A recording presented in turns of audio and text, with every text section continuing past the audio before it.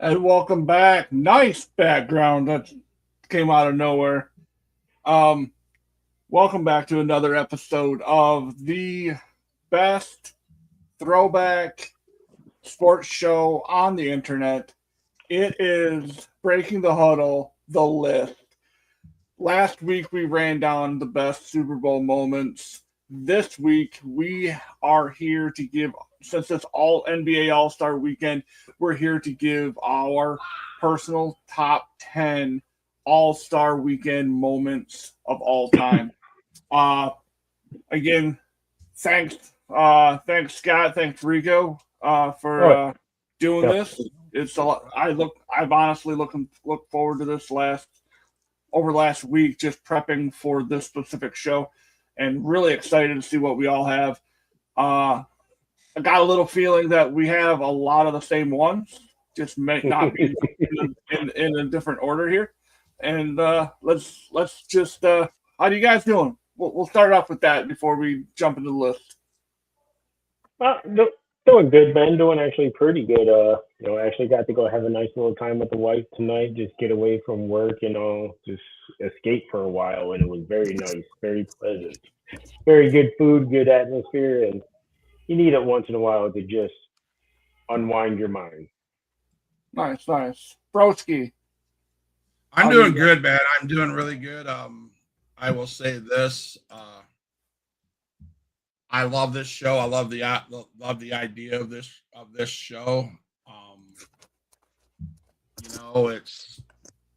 it's not a typical world. Let's talk about the weekend sports. It's talking about our top 10, the list, and I love the list. That was the only thing I loved about Chris Jericho was his list. You made the list. Every time I think about this, You're I'm like, from you made the Winnipeg. list. You made the You're list, right? from Winnipeg, you idiot. So I look forward to this one. And like Matt said, I guarantee you, we all probably have lots of the same, maybe in different order. And they're all going to come, I'll just, let's be honest, they're going to come in about a decade ago because lately I've not been impressed with anybody, any All Star, anything. Pro Bowl, I'm not impressed with. NHL hockey, I'm not impressed with. All that stuff. I mean, we're watching a bunch of guys. I just don't know. I don't. That's a different story. That's a different podcast. But I do have some news. I've been talking to a radio station in Midland, Michigan, actually, down where Matt Oh, is, and they said that they would bring us on a show, but we have to give them a show that's FCC approved, which is no cussing, no stuff like that. And then when you work with pro wrestlers, you don't get that. Kind of You don't hard. have that opportunity, I mean, So this show, we could bring this this to them. I mean, this show we could go to Yeah, them. there you go. So I'm just saying, there's a lot of things. I'm finally getting back into the groove of really wanting. And I don't mean there's anything. Don't think anything bad about it. I'm getting back to the where I want to do the show. If that makes any sense to anybody. yeah, I've had a No, rough it three does. months. I've had a rough 3 or 4 months, and I'm finally getting back to the point where I want to do this show. I want big things for Huge Pop Entertainment in 2026, and I think there's going to be. And that's all about me rivaling. So what's up, Fox? hey, if we're trying to stay FCC friendly, come on. Now, I will say, Try not, let's try not to get bleeped. Let's try not to get censored. I would Um, say if you want to see something very nice, Matt, tomorrow there's a very intriguing event going to happen. We're supposed to do it today, but we need to do it tomorrow. He knows what I'm talking about. See, Super Bowl Sunday, I always pick the underdog, and I always get myself into trouble, and I have to get a bucket of ice water dumped on me sometime tomorrow. Fair. And I'm gifting him his cup. Mike. Now, I honestly wish we could have had that live here. Have him get that ice bucket dumped on him live on our show. Hmm. If there's any way we can postpone it until next Friday night, let's make it Well, happen. could you do it with? I mean, still being able to like with all the electronics and everything, like Well, just we don't just have get wet. or we have it videoed and we can present it next week on Friday. That'll work. Yep, Okay. it's going to be videoed. Oh, Okay. yeah. I have no doubt in my mind. King J, what's going on? Thanks for Thanks for stopping King by. J, man. Hit that subscribe button, King J. I appreciate you guys. Definitely, man. So we're starting at 10 and working our way back down. In our opinion, the top 10, each of our top 10 best NBA All-Star weekend. It can be the slam dunk. It can be the celebrity game. It can be the old timers game that they used to have. It could be, if you want it to be, that stupid skills challenge that they do. It could be that from the actual game itself, the rookie game, like whatever game or whatever event from NBA All-Star Weekend, from past till present moment. We're going to start off top 10. We'll start with number 10, and we'll go Scott this week. We'll let him roll it off. Well, first of all, Matt, you didn't tell us how you're doing, man. What's new? I'm doing fine. Okay. All right. We got there again, like I kind of alluded to last week. This right here, the scenery will be changing pretty quickly within the next month ish. Nice. So to all of our loyal listeners, if there's a week or so where I'm not available or there's no programming on my end, that is why. So just stay tuned, and you'll see new and bigger things coming your way from my end.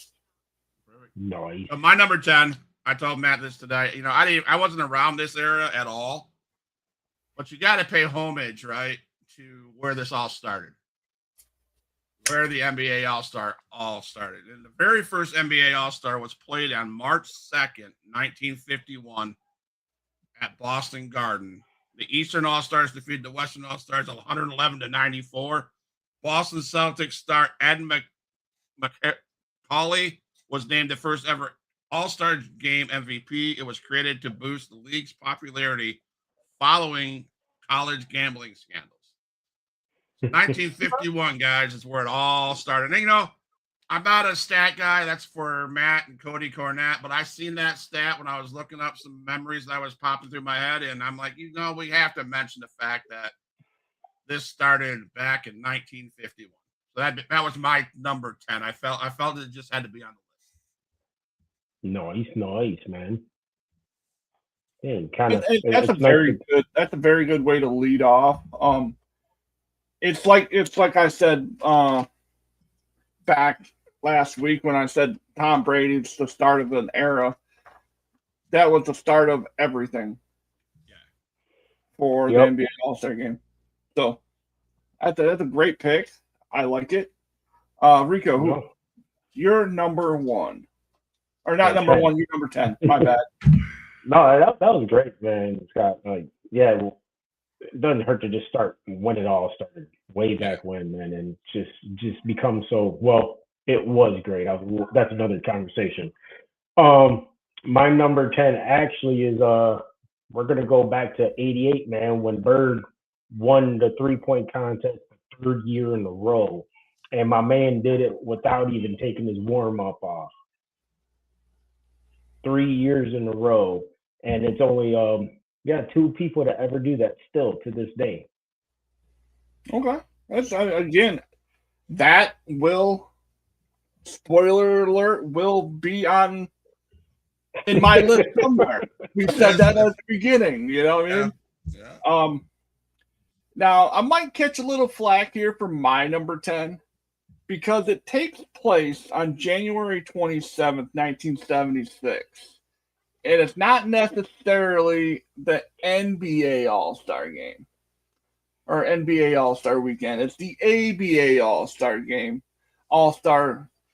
During the All-Star Game, during the ABA All-Star Game, they used to have the slam dunk at halftime. At halftime of the game. They'd get all the guys out there. They'd actually have all-stars dunking it, not these no-namers. Mac McClung from the freaking G League gets, like, no one cares about these guys. But in 1976, at halftime, Dr. J. Julius Irving dunked from the foul line in Denver, Colorado during the ABA All-Star halftime show and won the very first slam dunk contest. That's my number 10. That started an era, and it started the legacy that we knew that is the slam dunk contest. Yeah. That's my number 10. Like you said, that's yours, but I gotta say, like, Matt McClung's the only reason I watched the dunk contest the past 2 years. Yeah, because the guy actually did something. Like, I've been watching it, and it's just I get bored, and he actually brought some kind of excitement back to it, and I was like, okay, here we go. Somebody who they thought shouldn't have been there in the first place, and he proved them wrong. Then he got a spot going on the Magic. I mean, to me, he's just a gimmick. Like, I know we have a lot of wrestling shows. He's just a gimmick. I've watched him play. He's good, but he's not. He's just a dunker. That's all he is. He doesn't really have a jump shot. Like, I think his jump shot's really super ugly. And I just don't like, he just looks goofy out there. You know what I mean? Like, but that's a topic. I get you. In the game, he's not somebody I'm going to. He's not somebody I'm trying to pass to. But in that dunk contest, he's somebody I'm rooting for. No, absolutely not. Number 9. I'm going to take you back to 1991. Take you back to 1991. I jumped off the couch when this happened. I was like, oh, shit. This, I believe, is when showboating started in this, in the dunk contest.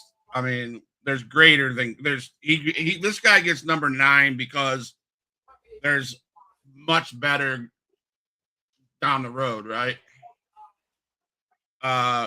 Pumped up the shoots when he bent over and pumped up his dunks. I was like, fuck yeah. I was like, yeah, buddy. And then the no look, D Brown, man, no look, arm mid, covered his eyes like this, and dunked. That to me was exciting. That was never done. When he bent over and pumped up the shoes, everybody stood up and go, what's this dude gonna do? Mm-hmm. And he pulled off that no look, and I'm like, yeah. Now, for me, I remember just watching that and begging mom and dad, give me a pair of those Reebok pumps. I need a pair of those pumps. Yes. And the next thing I know, they're taking me to Walmart to get the Spalding pumps. Yes. Like, come on, dude. Yep. I have a story about shoes, right? I know that it's a basketball. I've played at Alpena High basketball. We weren't rich, we weren't. Matt will tell you, my mom and dad, they provided everything they could for us, and they did a dang good job for it, right? We were going to Traverse City. Traverse City is like the high class, snotty nose basketball team that we played at Alpena High, and they were all wearing the Converse, the Lakers Converse, the Celtics Converse. I had to wear not Foot Locker, Payless Stadias. That's what I wore, right?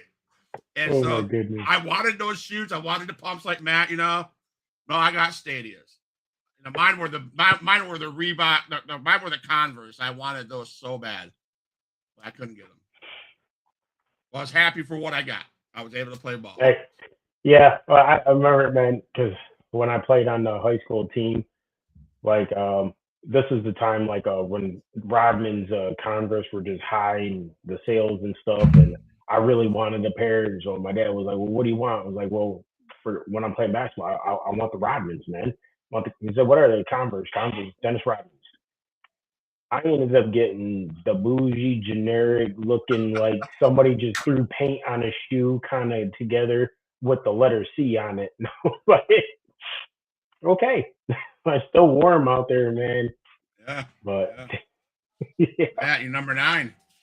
No, this is Rico's number 9. Rico, number 9. Yep. Actually, I'm gonna go with 91 too. But mine is Craig Hodges when my man made 19 consecutive shots in a row. 19. Yeah. Tell me that is not insane. I don't care who you are. That is 19 in a row. And I correct me if I'm wrong, I don't think that's been broken yet. I No. really don't think. I think Steph came close to it a couple years ago. I loved Craig Hodges. Like he's one of those dudes that's like, No, you didn't. No, you didn't. When the Chicago Bulls Yeah, played them. well, I loved him until he started beating the shit out of us in the playoffs. Yeah, right. Because I know you didn't. I know you bitched about him all the time.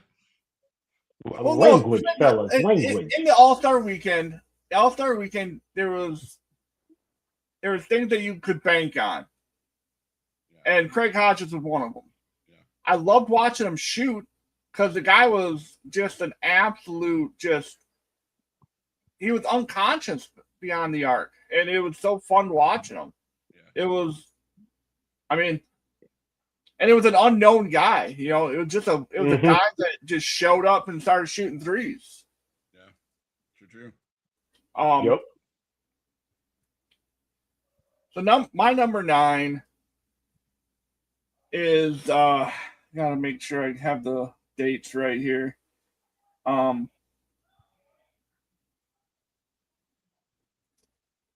It happened in Dallas,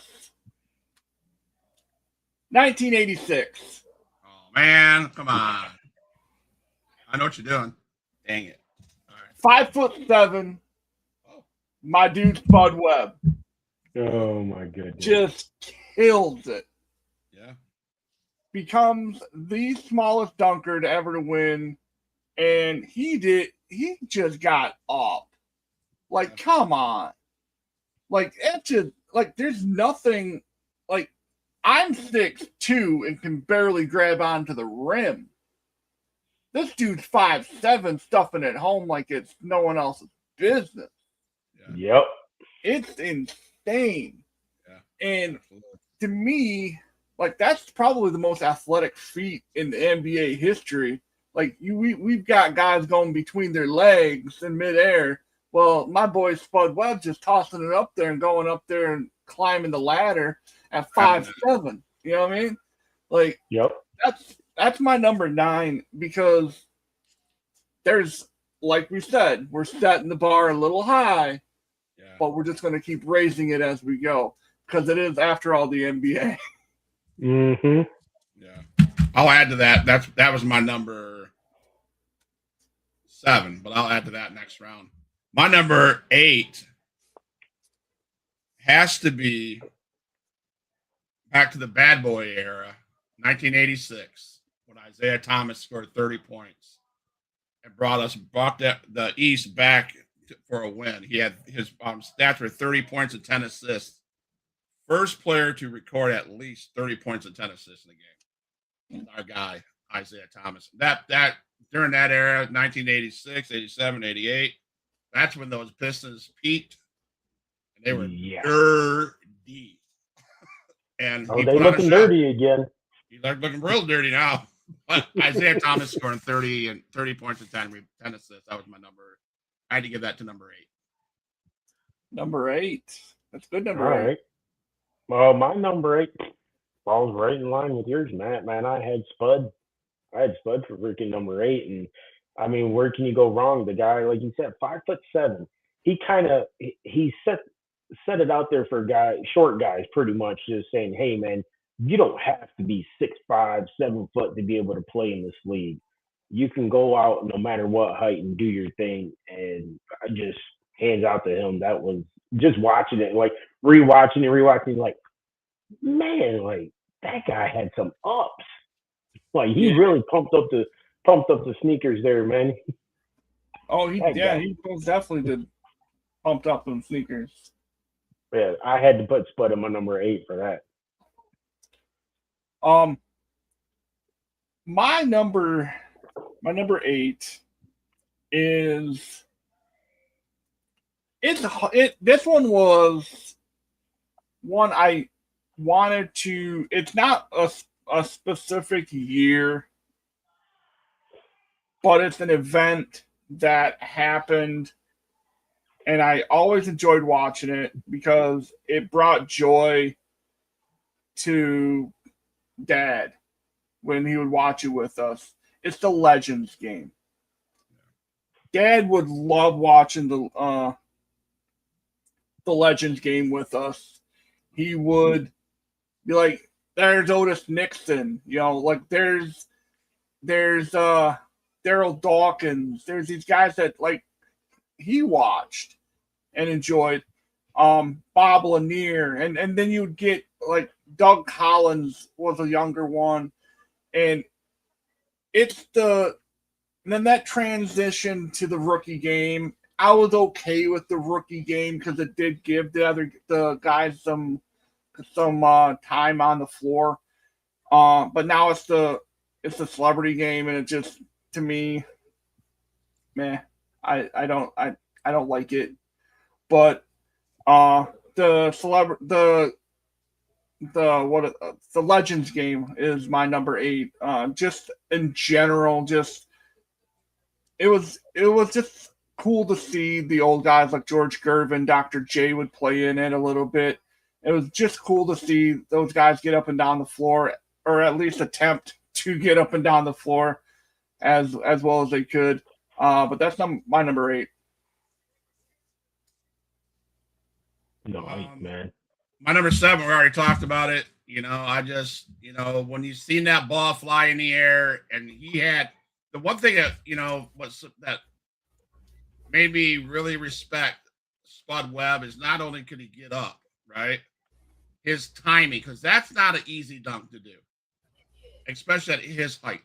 Because you have to have that arch and it has to bounce the exact, the height for him to grab it and throw it down. So that was my number 7. Was you have to give props to Spud Webb in 1986 when he did what he did.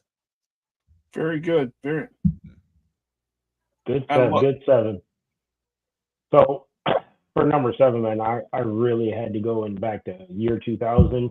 My boy White Chocolate over there in the Rising Stars Challenge, when he did that phenomenal elbow pass, that was just so sick, man. That was like something we saw some sweet stuff, but for him to do that, you're like, what? Where did that even come from, man?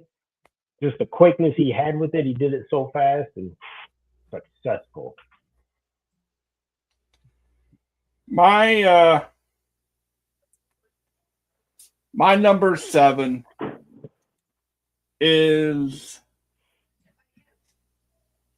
from 1988, and it's not what you think. It's from 1988, and it's not the duel. It is the actual all-star performance, the game itself, where Jordan just goes out and kills it.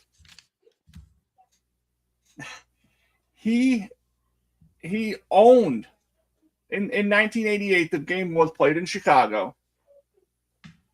He went out, did what he did the night before, and this is what I'm saying. The All-Stars used to actually take part in the stuff that happened on Saturday night, and then go out and do their work on Sunday and entertain the crowd on Sunday.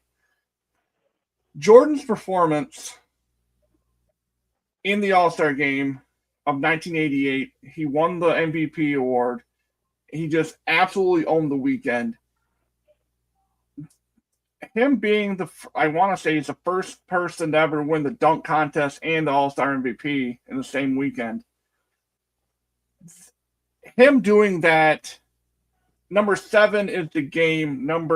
We'll get to the dunk contest here in a few minutes, but my number 7 is the NBA All-Star Game 1988.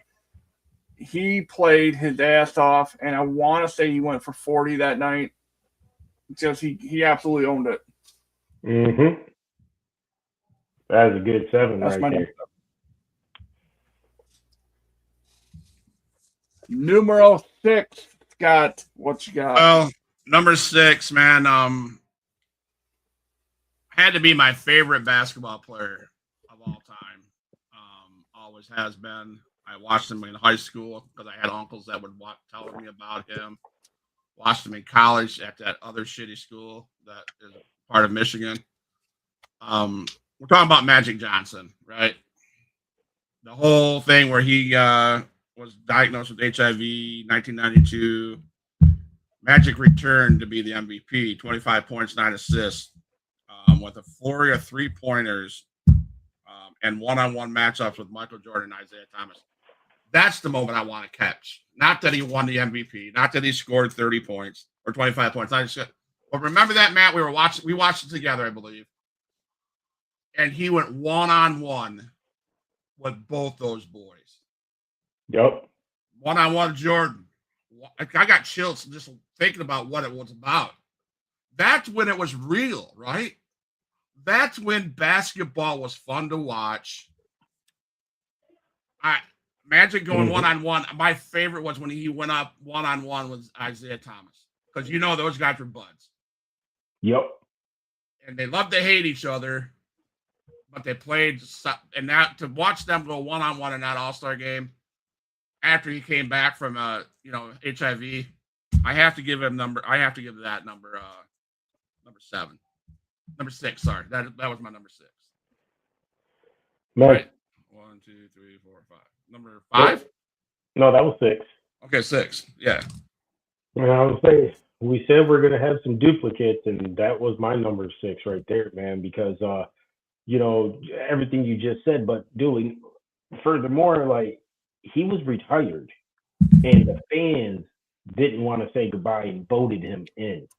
Like they wanted him in that game, and for him to come back, not playing a lick of anything during the season, came back and just dominated that game. Like you said, the one-on-one with Isaiah and with Jordan, man, he showed out. And that was in that time one or two of the best players in the league.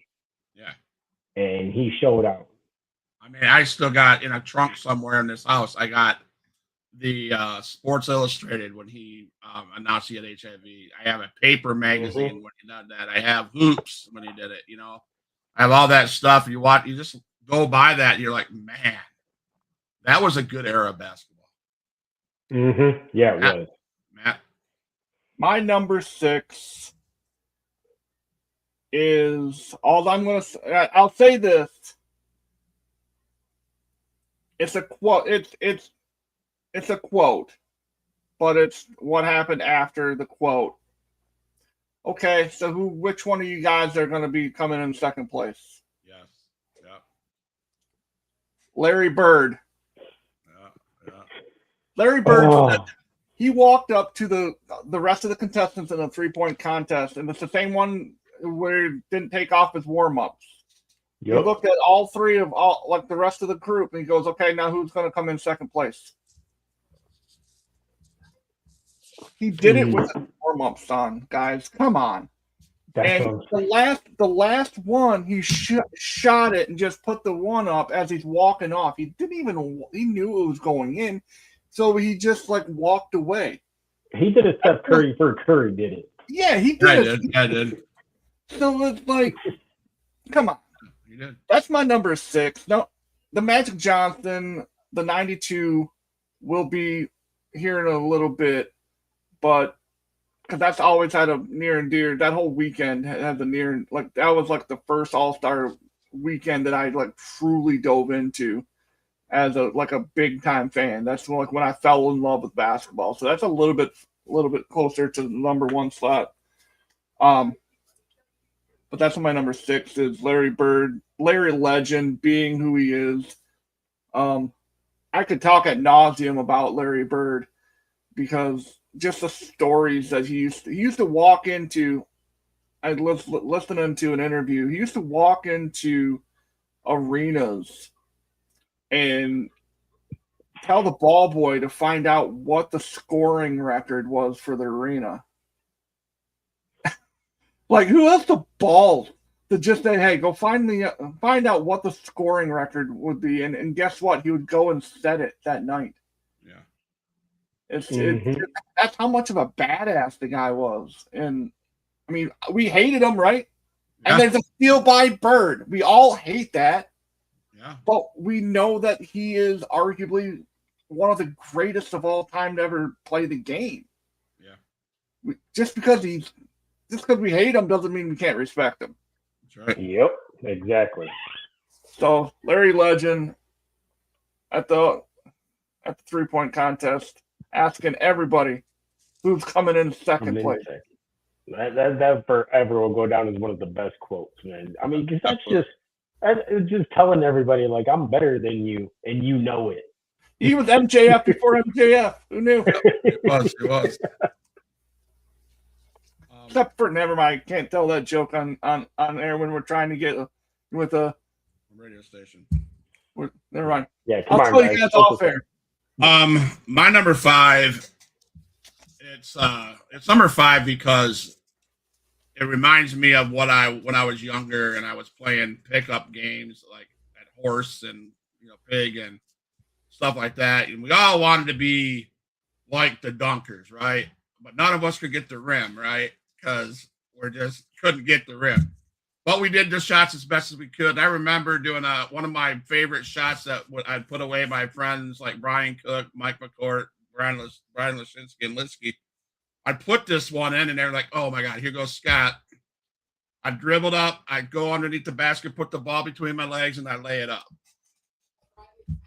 So when I seen Isaiah J.R. Ryder perform that famous East Bay Funk dunk, I was like, dude, I do that, but I don't dunk, and then I wanted to amp that up, and that was my main go-to finish move. Then, of course, I couldn't dunk it, but dude, to see him go up like he did, put that ball between his legs, and bam, dunk that ball. I mean, Vince Carter, Zach Levine, they do it. Vince Carter probably does it one of the best. But just to see those dudes go up and do something I used to do on the playground at a lower level, not even a dunk, I did a layup. I have to give props to Isaiah Ryder for doing that dunk. Doing that dunk. Now, what year was that again that he did that? 94. 94, that's right. Yep. Yeah. Now, see, I got to say, I was blessed.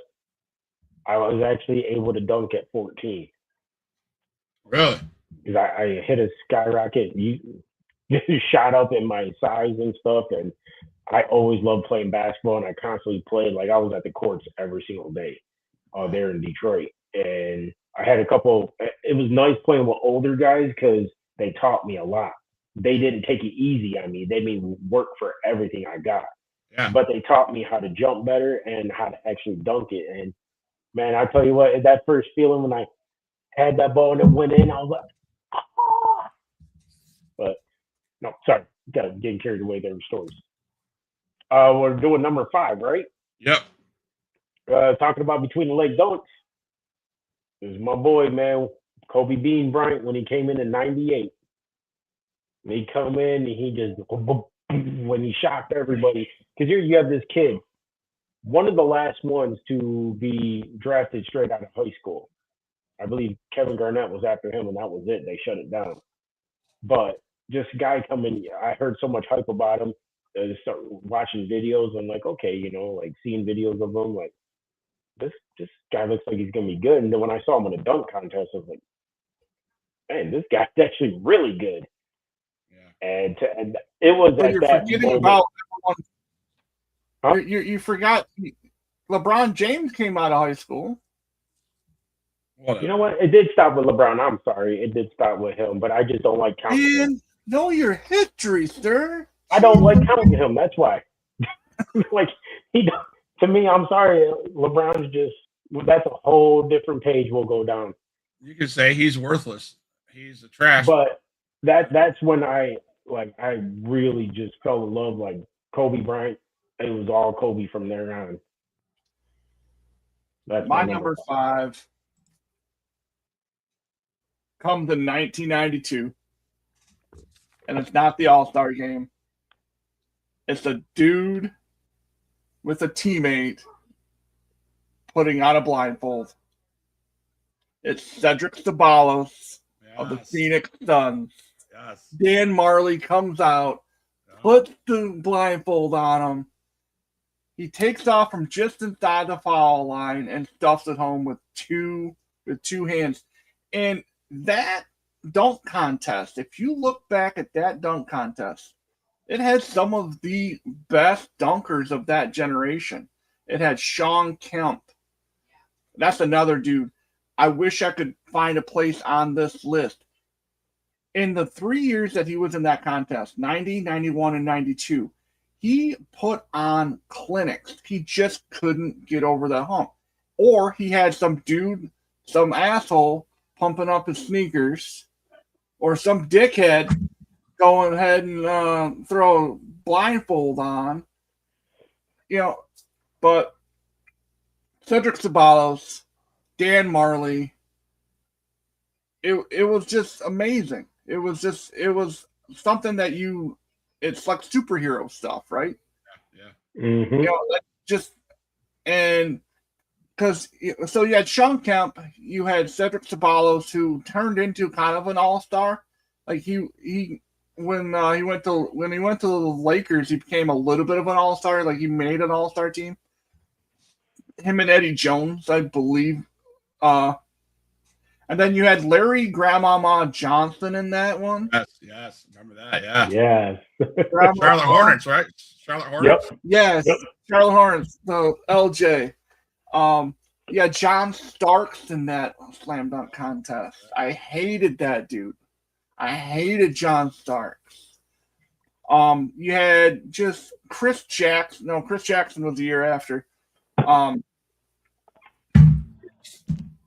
The 92, like I said, the 92 All-Star game and the All-Star weekend in general was just full of magic.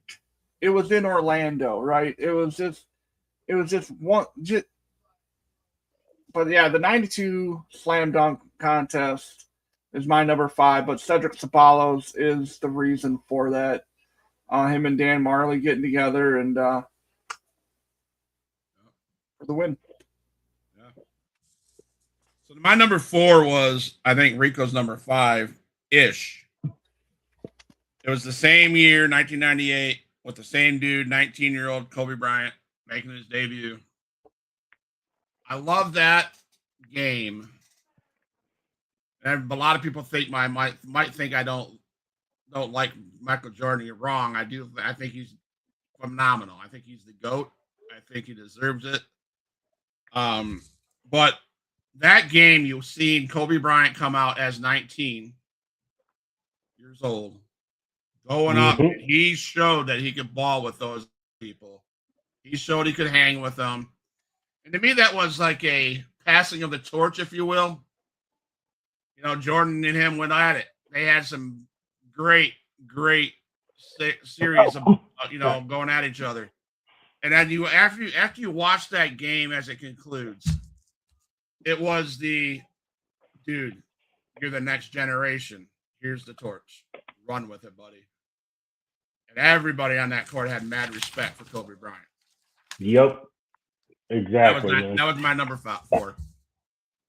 No, I was gonna say, wrong pipe. Was on that. Like that's Jordan said. From that moment, he had such respect for him. He's like, I didn't see a kid who backed down, who was like, oh, I'm just gonna, or playing around too much. He saw straight determination and confidence. Absolutely. Right. So round number 4, right? Yep. Where did that go? That was. Thanks, Matt Dedulis. Thanks for stopping in, man. I appreciate your follows. Appreciate your support, man. Sorry. Okay, back to the game. So my number 4 is back in 2001, when you actually, in the All-Star game itself, Coming back from a 21-point deficit, the East end up beating the West 111 to 110, marking, I believe, only the second time that has ever happened in the All-Star history. Yep. And that right there was a very competitive game. Yeah. Everybody showed out, but Allen Iverson just went crazy in that game. Oh, they did. That was my dog back in the day. Like that during that era, Allen Iverson was like my dog. Like just the way, like everything that he did. Like when the Pistons went and traded for him, I was like, yeah. And then I was like, oh shoot, we had to get rid of Chauncey Billups. Boo. Mm-hmm. That was almost made my list. It almost made my list. Just because of Allen Iverson. Guy's great, man. But that was definitely my number 4 right there. I was like, it was up there because I felt like it was such a special moment. Like it showed one of the last times we saw that very hard playing game, aggressiveness in an All-Star game. Yeah. Practice. My number 4, same weekend as my number 5. It is the 92 All-Star game. It is Magic Johnson at the end of the game hitting 3 consecutive threes. 1 over Jordan, 1 and 2 over Isaiah. And the last one was just it was a prayer. And he made it. Nothing but the bottom of the net. And he turned around with that big golden smile Magic always had. And you couldn't help but think, okay, this is the last time we're going to see him. Yeah. And obviously he went on and played in the Olympics, and they won gold that year with the Dream Team. Yeah. But the 92 All-Star game, Magic winning the MVP, again with that big smile on his face. He wanted to come back and show everyone that he still had it, and he was ready for the Olympics. Mm-hmm. And that's why that comes in at my number 4. Yeah. So I had to pick my number 3, 2, and 1. It's going to be from the same All-Star game. I felt that this All-Star game was probably the best All-Star game of history, if I'm being honest. It had people that, as a Detroit Pistons fan, hated. 3 people that I'm going to talk about in the next three things. I hated Larry Bird. Mad respect for the guy, shooter, whatever, baller. He could ball. For a white boy, dude could ball like a son of a gun, right? Nobody liked him if you were a Detroit Pistons. You hated him. Yeah. But he can shoot. And you guys mentioned this part, right, earlier on as your number's higher than that. I have to, without a shadow of a doubt, give him number 3 for that 3-point just obliteration. I mean, he just killed it. And he asked that question: who's going to come in second? Because don't worry about it, I got it. I got number 1. You can, and then baller with his jacket on. What the heck, dude? That's something that was amazing. That I'll never forget that. Nope. I'll never ever forget that. That's when they with had them all-stars. With them shorty booty shorts.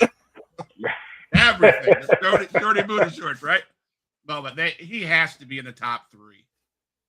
That performance, that All-Star game, and you all know what my number 2 and number 1 are. So because it's just to me, that was NBA All-Star. That was good. And so I just wanted to throw it out there, Matt. I do have to correct myself.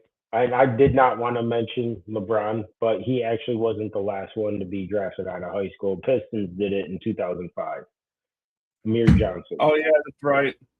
I forgot about that. Yeah, that's But right. We took that idiot. I forgot.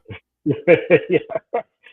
Well, actually, number three is I kind of had two of them, if that's all right. I just because I felt like they entwined with each other.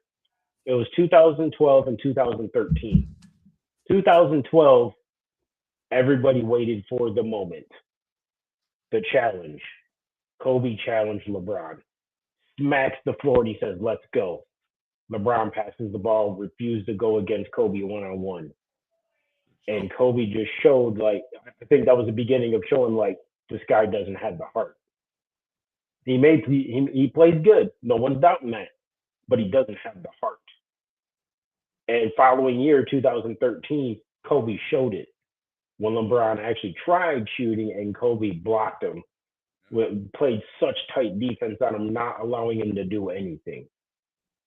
That year right there was to me the last actual real competitive year in the All-Star game because he played such phenomenal defense. Actually, the whole West did, and they shut him down.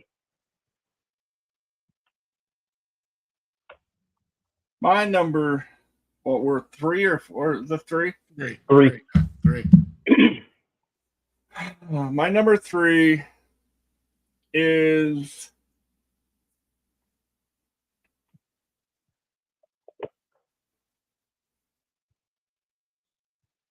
it kills me to throw these guys at three.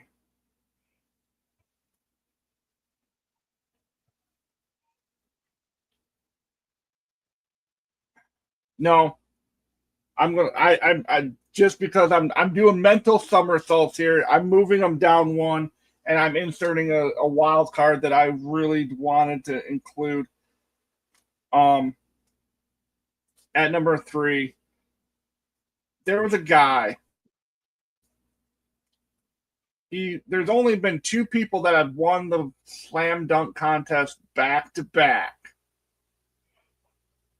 Michael did it 88 and 89 or 87 88. Fast forward to 93 and 94. No, wait. I'm sorry. He didn't win it back to back. My bad. He won it twice. Won in 93 and then in 95. This little dude by the name of Harold Miner. Yes. Okay. Yeah. Miner is finer. Yeah. He put on an absolute clinic and he was so humble about it. He brought the slam dunk contest back from the dead because we had guys having to put blindfolds on. And then Harold Miner resurrected it and he was a shorter dude too, right? He was just, and he didn't, and his hands, like he couldn't palm the ball, but he was still doing all these insane Jordan-esque dunks.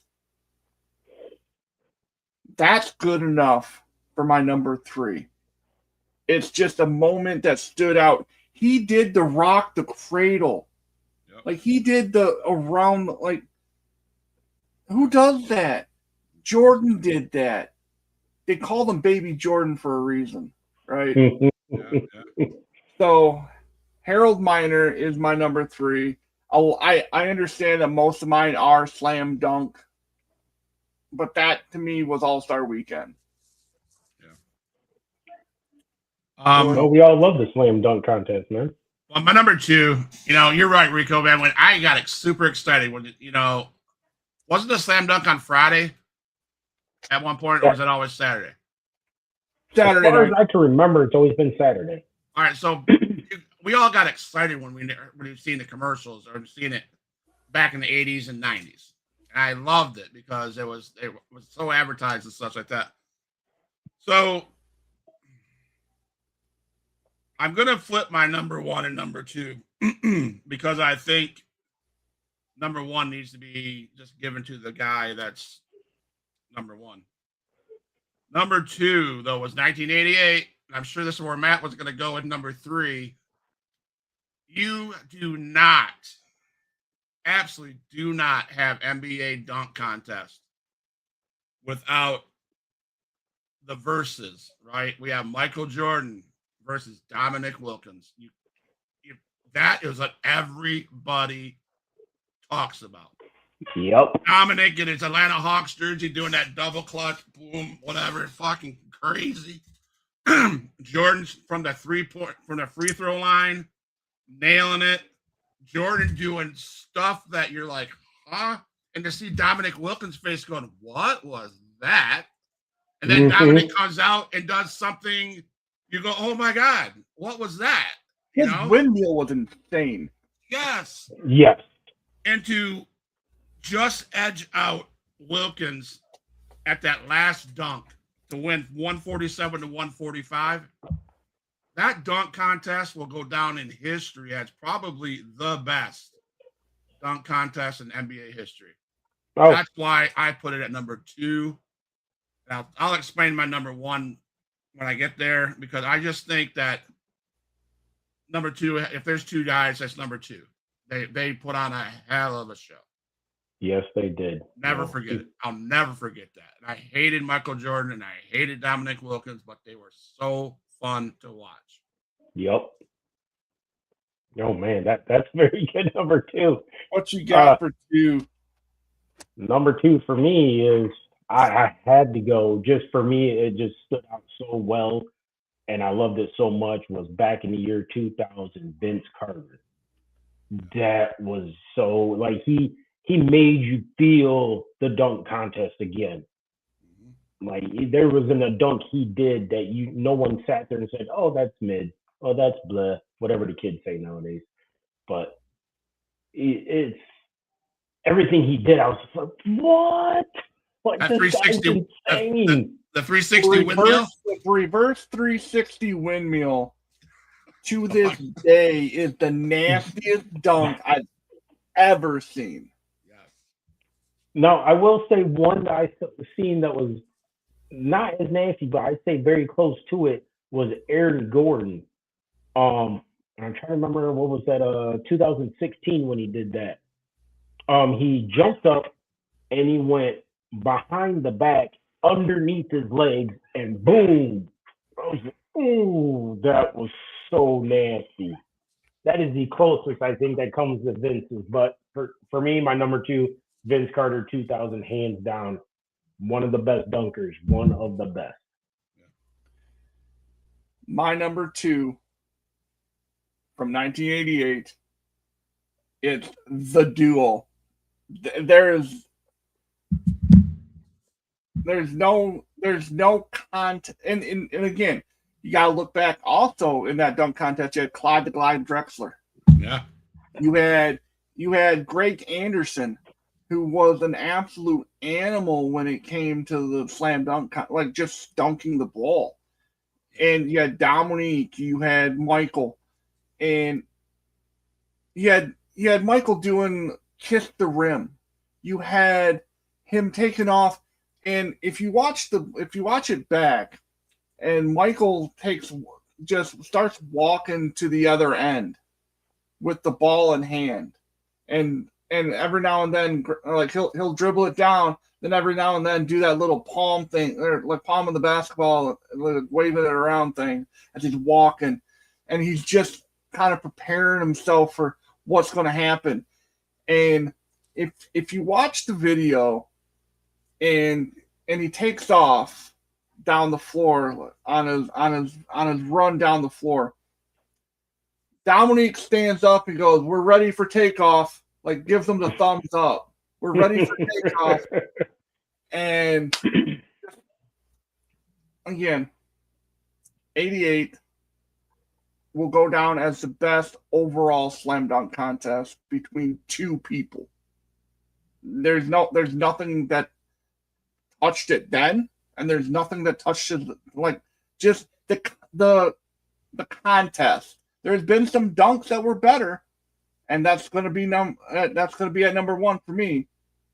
But that contest as a whole was my number two. Yep. Loved it, man. Loved it. So I had an honorable mention. It was the Vince Carter 2000 dunk contest, Air Canada. Carter's performance. It was 360 windmill. So I respect that number two for you, Rico. That was my honorable mention. As much as I dog on this guy, as much as I say I can't stand him, and it's all because I'm a Pistons fan. Nothing more, nothing less. It's not that I discredit what this guy has done for the business of the NBA. No one can deny that Michael Jordan has to be up there in the conversation of best in the world. Nobody can argue that. Nope. Nobody can. I mean, I tried. I tried to argue that. I don't win. So as you grow older, you realize, looking back at the game when you were watching as a kid, you realize he was the GOAT. Dude, hands down, what he went through, high school, getting cut as a freshman, getting cut as a sophomore. I think he played his JV team season. He played his varsity season. Went to North Carolina, won a championship. I think, didn't he? I think he won a championship. Yep. His freshman year. And you fast forward to 88. Not only did he sweep the dunk contest in dramatic form, because that was a dramatic dunk contest, he goes out the next night with his peers and scores 40 points on them to earn game MVP. Michael Jordan, to the end of time, will be probably the number one best basketball player in the world. And I said that. That's hard for me to say because it took me a while to be able to say that. But let's face it, right? Let's face it. He is one of the best. So my hat goes out to him. I had to put him at number one. Myself as a Pistons fan wanted to put him up at number 9 and 8. But let's be real. When we're talking about All-Star games, you cannot deny that 1988 All-Star Weekend was the best. And that'll just be my opinion. 1988 All-Star Weekend, best in the world. Nobody's going to touch that. And then he finishes off with a 40-point game, MVP. That's my pick. Yep, and man, as a Pistons fan, my brother George used to always give me crap because diehard Pistons fan, but Jordan was my favorite player. The only time I rooted against them is when the Pistons were playing the Bulls. Like, nope, you're not beating my Pistons, man. But hate him or love him, facts are facts. The guy's great. And so to follow up with yours, man, 88 dunk contest was my number one. Yeah. Because, I mean, just the competitive, that was the revenge for him going against the human highlight reel. And like that free throw line dunk, there's guys to this day that still try to redo that in slam dunk contests. Like that dunk will forever go on as one of the best. And correct me if I'm wrong, Matt, you're a stats guy. I believe Zach Levine actually did do it back in 2016 or 17, one of those 2 years. But yeah, it's just one of those dunks that, just to recreate and do it again, it will forever go down as that battle, one of the best battles in the dunk competition ever. Hands down, no one's touching it. And that dunk alone, one of the best, hands down. So that was same number one right there, man. Just that competitiveness between those two. And there was other greats in that contest, but you focus on those two because of how good they were. 100%. My number one, Vinsanity. The absolute performance he put on. Like, if he showed up in 1988, and this is a bold statement, don't come at me for saying this. I think he would have beaten both of those guys with the dunks he did that night. Oh, with the dunks he did? Oh, I'll agree His with that one elbow right being there. inside the rim, that's stupid. Because you The never reverse saw that before. 360, the reverse 360 windmill. He threw it up, went between his legs on the bounce. Mm-hmm. Again, Raptors, right? and Tracy McGrady threw that. Yep. And what's insane about Vince Carter is he was doing those kind of dunks in games, like that Olympic dunk. If you want a fun video, and then that Olympic dunk he had, he did the Jordan over a whole team. It's stupid. He did teabagging before it was big. Like it ranks right up there with Earl Campbell running out of his jersey when he played for the Houston Oilers. It's that kind of stuff. It's legendary.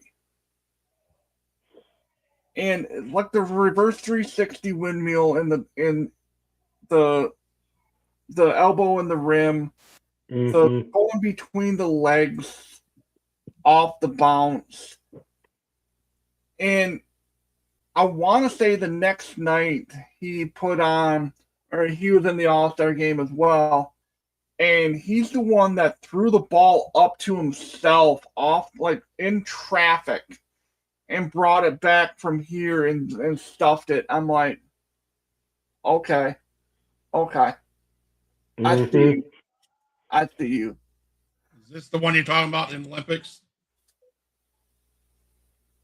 Oh man, the nasty one. I call it the nasty one because it was just so great. That one? Yeah. I mean, look how high he got over my guy, man. Like, wow. We all had great lists. I loved, like, thinking back about where people, like, just where we were when these moments happened, right? Like, it's always fun to, like, go back and look at those. Like I said, I wish I could have fit Sean Kemp somewhere in the list. You know what I mean? Like, Sean Kemp, one of the greatest dunkers of all time. That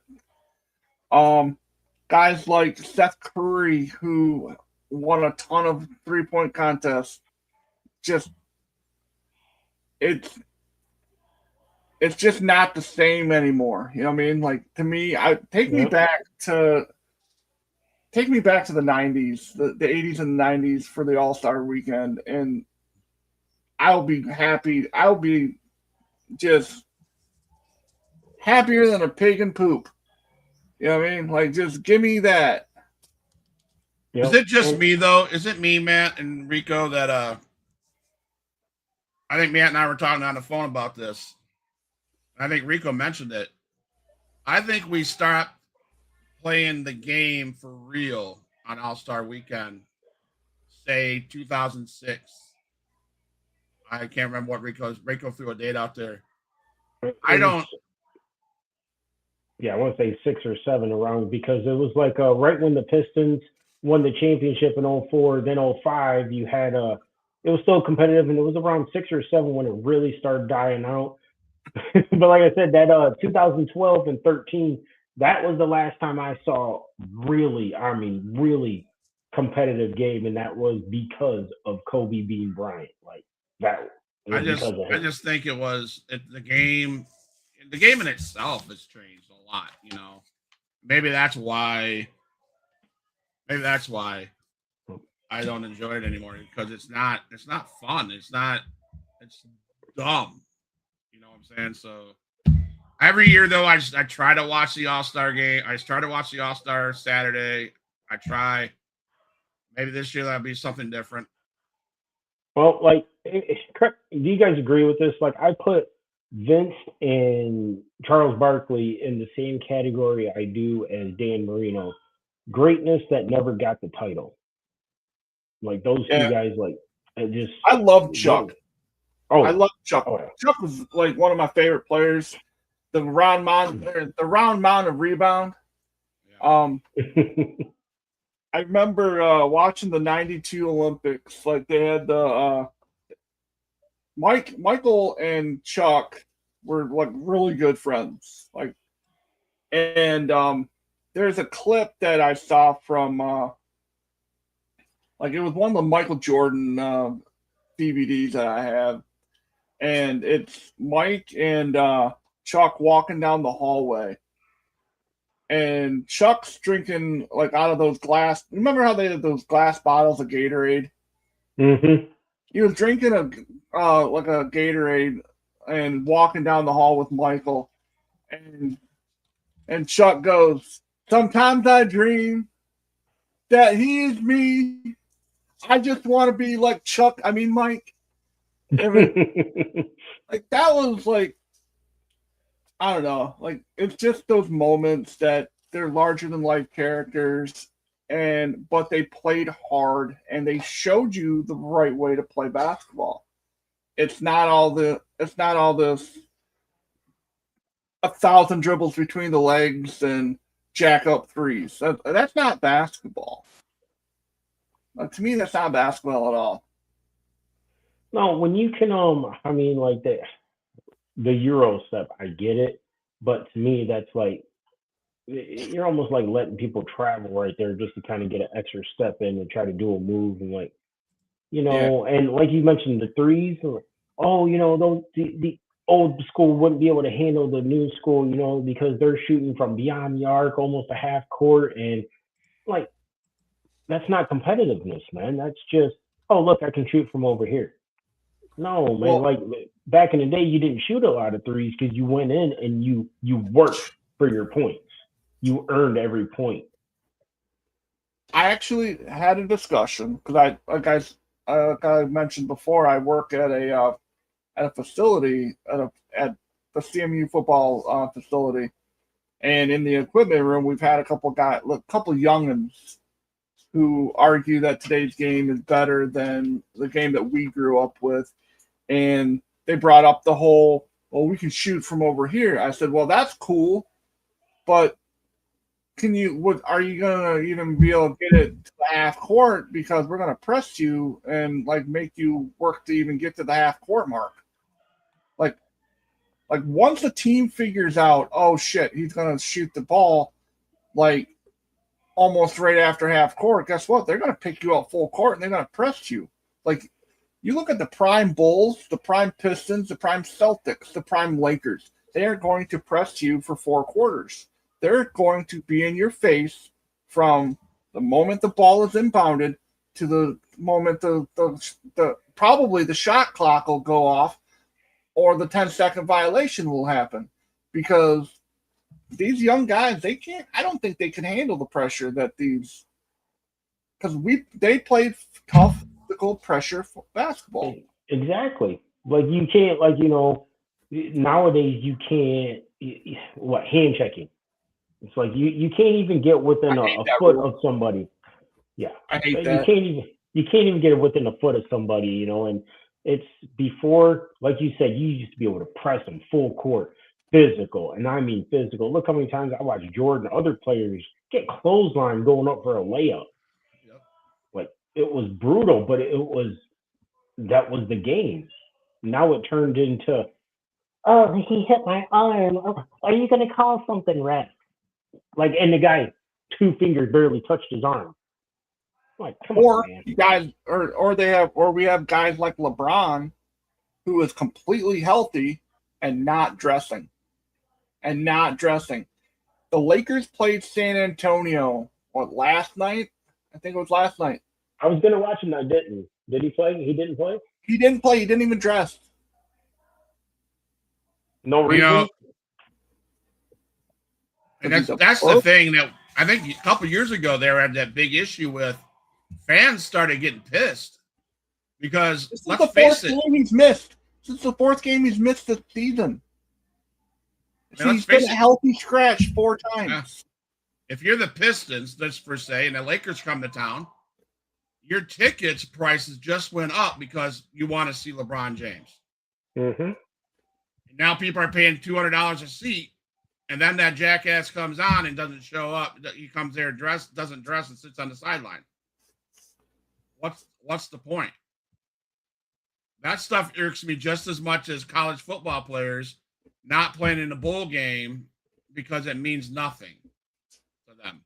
Or you have a guy like Trinidad Chambliss, who was just granted his 6th year. He's gonna be 25 years old playing with 18, 19, and 20-year-olds. He's too scared to go to the NFL. Is that the kid from Ole Miss? Yeah. So he got it. They granted him his 6th year. Sure did. But there was talk that they weren't going to do that. Oh no, there's the lawsuit in Mississippi. They said, yeah, we're good. We're gonna let him play. Man, I remember. I mean, you guys remember this too. When Jordan had the flu and played a great game, Kobe tore his Achilles and still refused to get off the floor until he made his free throws. Tough to walk out there himself. What about Isaiah Thomas with a sprained ankle? Yeah. Coming back and draining it all and winning that. Yeah. And you have LeBron, who I heard, I correct me if I'm wrong, but I've heard a couple times where he had a bruised toe, so he couldn't play. Right. No, that wasn't a bruised toe. That was it was that time of month.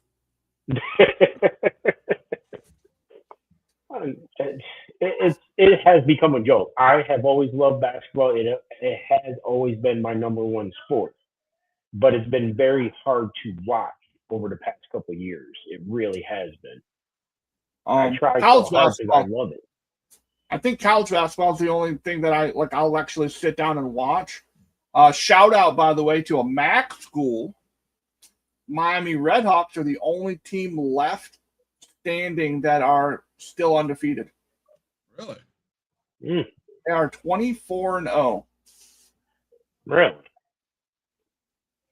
You know, college basketball, man, it can be very interesting and competitive, man. The guys are hungry. They're working for something. They're working for a goal. Like NBA, some of the guys are like, nah, I'm here. Give me my money. Oh, I'm not getting money? I'm not playing. Well, we're sitting at an hour and 13. My projected, we can talk about this on here real quick.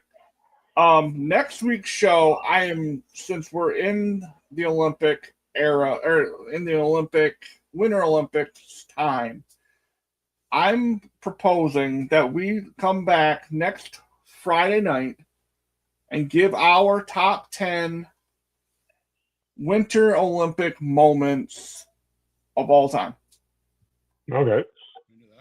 Now, have you? Because I haven't watched in a day or two. How far behind in medals are we now? I don't have that. I got so mad when I saw where I was like, "Wow." We do have something going on. We can talk about this next week. You can read on it. It's called Crotchgate. Wienergate, Penisgate, whatever you want to call it. A quick little rundown of this. Allegedly, there was a team, one of the, the ski jumpers, those alpine ski jumpers, the guys that like they kind of spread their legs a little bit and then they kind of like that. Yeah. Well, allegedly, before or when they were getting ready to fit themselves for their uniform, their tight shit that they wear, they injected their junk with the lip filler or the butt filler that women use to make their junk bigger.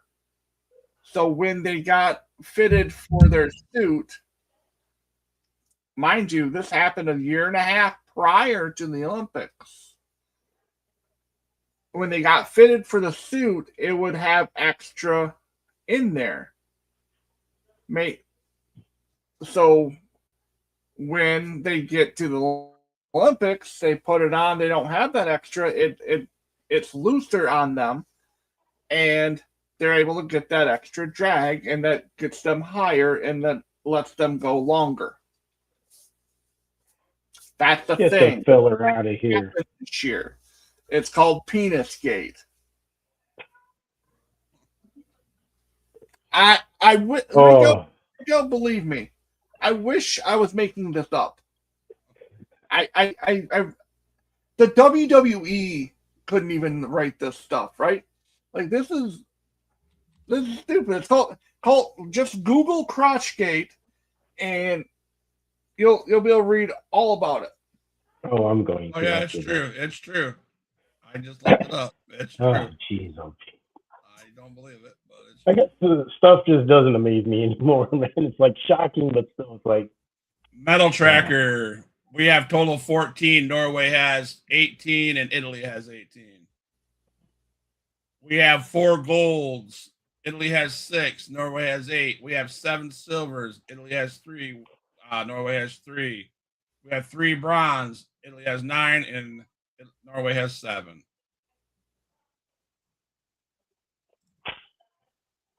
We know we're going to win gold with women's hockey.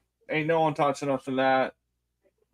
There's One gold in curling. We're blowing everybody out in curling.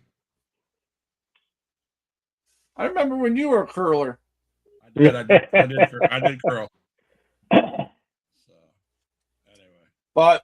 So next week, ladies and gentlemen, we will be talking about the top 10 Winter Olympic moments of all time, according to us. So if you enjoy 3 guys reminiscing about old times, about what we enjoyed watching, what we grew up watching, tune in next week, and every Friday at 9 o'clock Eastern Standard Time, 8 Central. This is, like I said, I look forward to this show all week. I get pumped up. It's never crossed my mind, and well, this is only the second show we've done it, but it has never crossed my mind in these 2 weeks, man. I don't feel like doing this show, and I don't think we're gonna hit that at all. I think this is gonna be the show. It's gonna be the flagship show where we don't miss. It's a can't miss, slam dunk. It's the Vince Carter, if you will. I'm gonna make a prediction, not a spoiler, but a prediction. If we don't have the same number 1 moment in Olympic history, there's something wrong. It's Winter Olympic history. And if we don't have the same moment in Winter Olympic history as our number 1, who the hell are we? I'm just saying. As Americans, it should be. As Americans, it should be. I can tell you right off the bat, it's going to be